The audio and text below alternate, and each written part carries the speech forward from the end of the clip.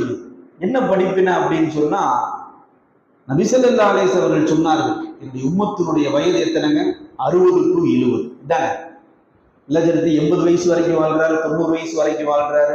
அது ரொம்ப அவருக்கு அந்த 1000 நீட்டி கொடுத்துருக்குறோம், அது வேற கணக்கு. அடிப்படையான ஸ்கோர் எவ்வளவு அப்படின்னா 60 to 70 தான் இந்த உம்மத்துக்கு ரப்பு கொடுத்த நிர்ணயம். அதுக்குள்ள நிறைய நபர்கள் என்ன செய்வாங்க? வஃபாத்தை தழும்புகிறார்கள், நம்ம மறுக்க முடியாது. அப்போ 60 to 70 வயது கொடுக்கப்பட்ட இந்த சமூகம் ஒவ்வொரு ஆண்டும் புத்தாண்டில் ஞாபகம் வைத்துக் கொள்ள வேண்டும். எப்படி ஞாபகம் வைக்கணும்?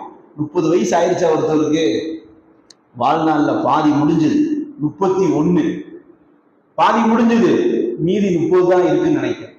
40 வயசை தொட்டவர் என்ன நினைக்கணும்? 40 வருஷம் காலி, இப்படியே ஓடிடுச்சு,